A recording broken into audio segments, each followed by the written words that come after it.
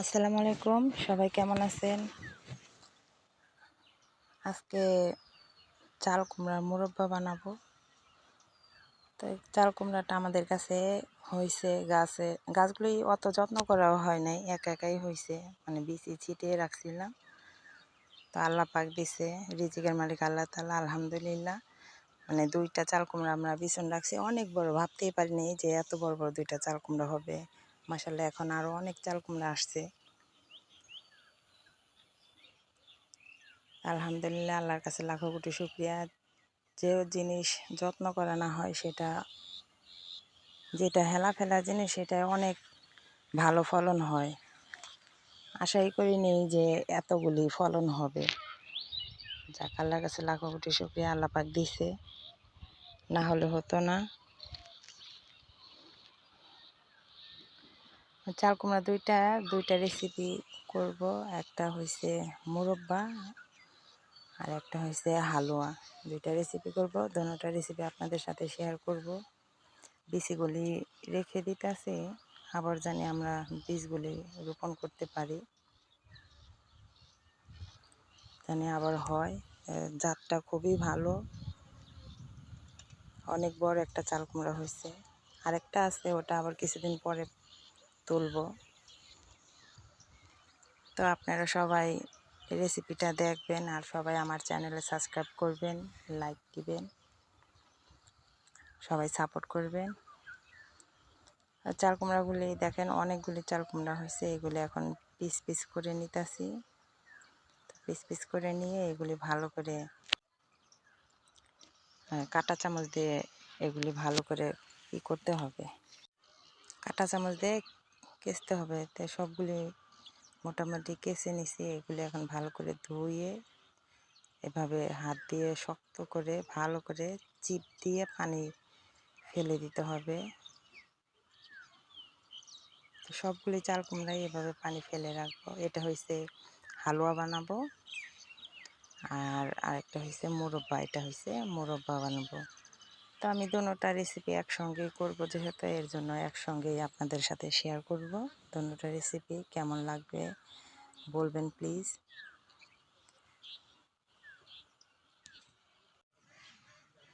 তো একে একে সবগুলো চাল কুমড়া এভাবেই করে নিয়েছি। এখানে আমি আগে থেকে দুধ জাল করে রাখা ছিল, তো হালুয়ার জন্য সেই দুধটা আমি এখন দিয়ে দিতেছি।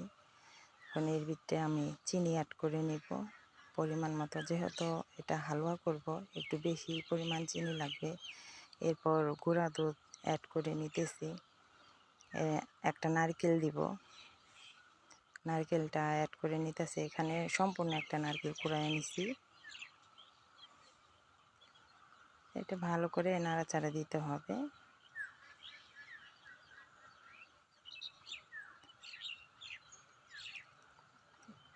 এরপর আমি আরেকটা পাত্রে চিনি দিয়ে নিছি অনেকগুলি, তারপর পানি অ্যাড করে নিছি। চিনি পানি, এটা হয়েছে মুরব্বার জন্য। এখন এখানে কিছু গরম মশলা অ্যাড করে নিব।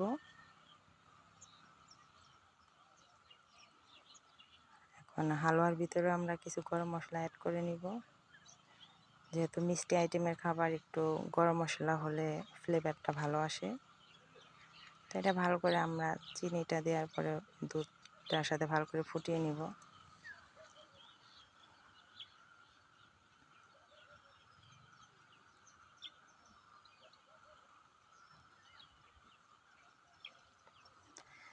এখন শিরাটা করার জন্য মুরব্বার আমরা চুলায় বসিয়ে দিচ্ছি।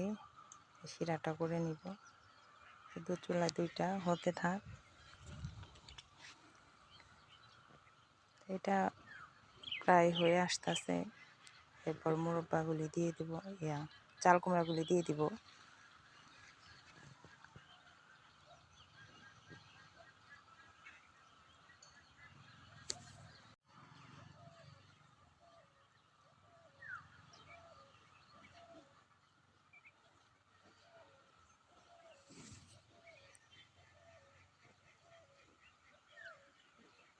পরিমাণ মতো লবণ দিয়ে দিচ্ছি। লবণটা একদমই অল্প পরিমাণে দিতে হবে, মিষ্টি আইটেম তার জন্য।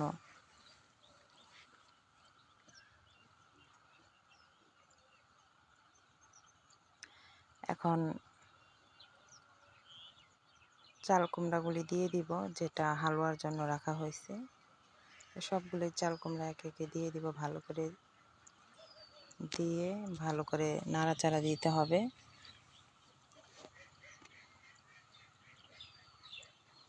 এই হালুয়াটা আপনারা প্লিজ ট্রাই করে দেখবেন, এটা খুবই সুস্বাদু। যদি সম্ভব হয় চাল কুমড়াটা একটু ভাপ দিয়ে নেবেন, তো ভাপ দিয়ে নিলে আর দুধটা ফেটে যাওয়ার সম্ভাবনা থাকে না, চাল কুমড়াটা সুন্দর হয়। আর যত নারিকেলটা যত বেশি দিতে পারবেন এই খাবারটা ততই সুস্বাদু হবে। এটা এখন ভালো করে নেড়ে চেড়ে নিতে হবে, না হওয়া অবধি এটা রান্না করতে হবে।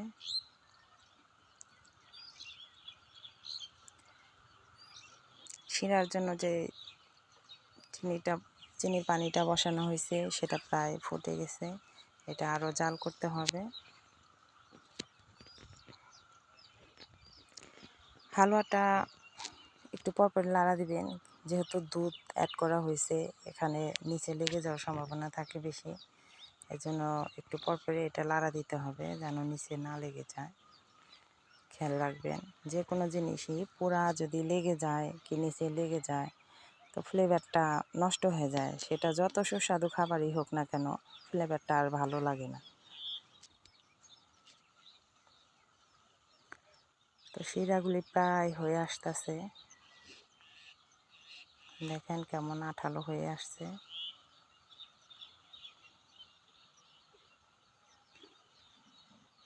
এরপর চাল কুমড়াগুলো আমি ভালো করে চিপে আবার টিস্যুর ভিতরে রাখছিলাম, জানি পানিটা শুষে নেয়, কোনো পরিমাণ পানি যেন না থাকে। আপনারাও চেষ্টা করবেন টিস্যু দিয়ে কিংবা নরম কোনো সুতি কাপড় দিয়ে ভালো করে পানিটা শুষে নেওয়ার জন্য। আমার এখানে শিরাটা প্রায় হয়ে আসছে, আমি এখন চাল কুমড়াগুলি দিয়ে দিব। দেখেন এটা পুরো ফেনা ফেনা হয়ে গেছে, তো আপনারা বুঝে যাবেন এই সময় এটা দিবেন। তো এটা দিয়ে নাড়াচাড়া করতে হবে, একটু পরে দেখবেন চাল কুমড়া থেকে পানি ছেড়ে দিবে। দেখেন এখন আস্তে আস্তে পানি ছেড়ে দিতেছে। খুবই সাবধানে নাড়তে হবে, না হলে চাল কুমড়াগুলি ভেঙে যাবে, মুরব্বাটা আনাম আনাম থাকবে না।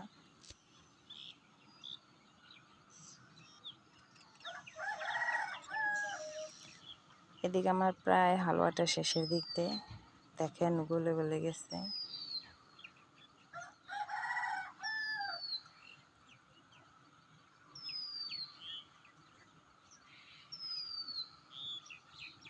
প্রায় হয়ে গেছে হালুয়াটা, এখন চুলাটা অফ করে নিব। হালুয়াটা এটা চাল কুমড়ার হালুয়া, তো এটা ওভাবে করা হয় না, এটা একটু ভেজা ভেজা ভেজা ভেজা রসালো একটু টাইপের থাকবে, শুকনা হবে না, এটা এভাবেই খায়।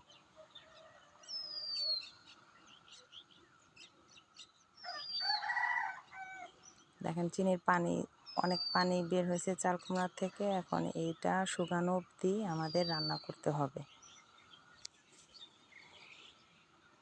আমি এখানে কোনো প্রকার ছোটা ব্যবহার করিনি, ছোটা ব্যবহার করলে এটা সাদা হবে, যেহেতু আমার গাছের জিনিস, তারপর আমরা নিজেরা খাবো, তো সেখানে ছোটা ব্যবহার করার কোনো প্রয়োজনই নাই।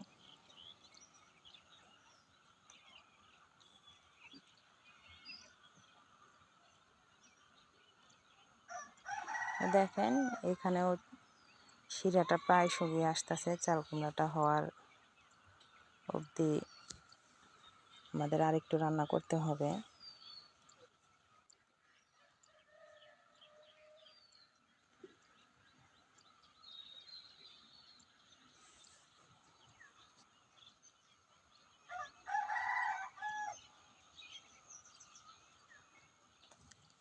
আমার ভিডিওগুলিতে আমি ভয়েস অ্যাড করি না, প্রায় ভিডিওতে আমি গান অ্যাড করে ছাড়ি।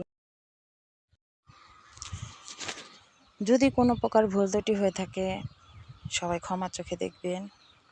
তো মুরব্বাটা প্রায় হয়ে গেছে, এটা হয়ে গেলে আমি পরিবেশন করব, এখন নামিয়ে নিব। সবাই আমার চ্যানেলটিকে সাপোর্ট করবেন, আপনাদের সাপোর্টে আমি সামনে এগিয়ে যেতে পারবো। সবাই ভালো থাকবেন, সুস্থ থাকবেন। আল্লাহর কাছে সুস্থতা অনেক বড় একটা নিয়ামত, তো সবাই আল্লাহর কাছে সুস্থতা চেয়ে নেবেন। আল্লাহ পাক সবাইকে সুস্থ রাখুক, ভালো রাখুক। দেখেন এটা এখন প্রায় হয়ে গেছে।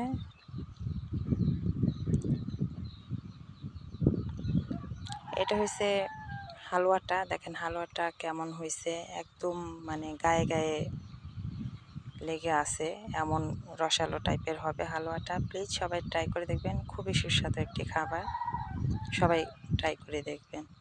তো এখন এই মুরব্বাটাও হয়ে গেছে। সবাই ভালো থাকবেন, সুস্থ থাকবেন। আল্লাহ হাফেজ।